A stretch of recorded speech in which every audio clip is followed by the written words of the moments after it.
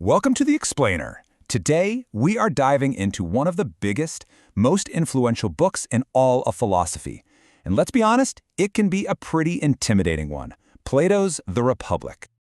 So the whole thing kicks off with this really powerful challenge. It's thrown right at the philosopher Socrates by his friend Glaucon, who basically says, Socrates, prove it to me. Everyone says it's better to be a good person, but just look around. The bad guys seem to have it all. And that right there is the million-dollar question that drives all 10 books of the Republic. How does Socrates plan to answer it? Well, not with some simple one-line definition. Oh no, he's going to build an entire city from scratch just to figure it out. Okay, so the gauntlet has been thrown down. The challenge is set. Let's get into how Socrates starts this absolutely epic intellectual quest. Here's his big move. He says, look, trying to find justice in a single person is like trying to read tiny letters from far away. So what if we build a whole city, a just city? Then justice will be written in huge letters, easy for all of us to see. And once we figure it out on that massive scale, we can shrink it back down to the individual. So, Socrates starts building his ideal city in his mind. He calls it Kalapolis, which literally means the beautiful city. And like any good builder, he starts with the foundation, the people. The whole society is built on one core principle: specialization. You have three classes: the producers who make stuff, the auxiliaries who protect the city, and the guardians who rule it. Everyone has one job, and one job only. Stick to what you're good at, and the city thrives. Okay, but how do you get everybody to just accept their role in society? Well, Plato comes up with something he calls a noble lie.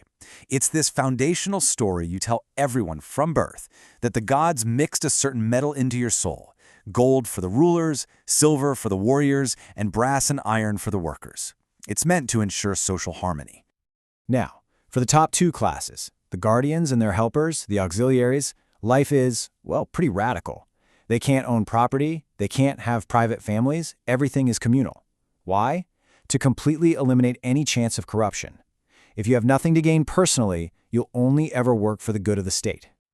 So this incredibly strict, selfless lifestyle for the rulers leads us straight to the most famous and maybe the most controversial idea in the entire book.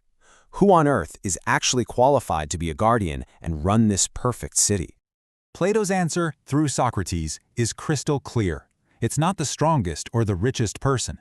The only person fit to rule is the philosopher. Because ruling isn't about power, it's about knowledge. A very specific kind of knowledge, an understanding of absolute truth and goodness that only a true lover of wisdom can ever achieve. And to really explain what he means by this, Plato gives us one of the most powerful metaphors in history: the Allegory of the Cave. It's this brilliant story that shows the philosopher's long, hard journey from total ignorance to true enlightenment. Imagine this. You spent your entire life chained up in a dark cave. The only thing you can see are shadows flickering on the wall in front of you, and you think that's the entire world. Well, Plato says that's most of us. We're the prisoners, completely convinced that the fleeting appearances we see every day are the real deal. Now, what if one of those prisoners is freed? He's dragged up and out of the cave into the sunlight. At first, it's blinding, it's painful, but eventually his eyes adjust, and he sees the world as it actually is. This whole painful journey, that's a philosopher's education. It's turning away from the shadows and toward the truth, with the sun itself representing the ultimate truth, the form of the good. And here's the crucial part. When that philosopher goes back down into the cave to try and tell the others what he's seen, they don't get it. His eyes aren't used to the dark anymore, so he can't even see the shadows properly. The other prisoners think he's a fool. So, the philosopher is the only one qualified to lead, not because he wants power, but because he has a duty to those still stuck in the dark. All right, so now that we've designed this perfect city and we've found our philosopher ruler, we can finally bring this whole enormous idea back to where we started, back to the original question about what it means for a single person to be just. And here is where it all clicks together. Plato creates this perfect one-to-one parallel. Just like the city has its three parts, the rulers, the soldiers, the workers, he argues that your soul has three parts too. You've got reason, the part that thinks and calculates. You've got spirit, which is all about honor and courage. And you've got appetite, which covers all your desires. And this is Plato's final answer. This is what justice really is. It's not about following rules or laws. It's about the internal state of your soul. A just person is someone who has inner harmony, where their reason is in charge, guiding their spirit and keeping their appetites in check, each part doing its own job.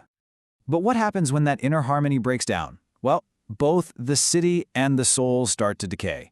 They fall apart, spiraling downward through worse and worse forms of government and character types, as the wrong parts of the soul take over. And it all leads down to the absolute bottom, tyranny, where a single monstrous desire controls everything.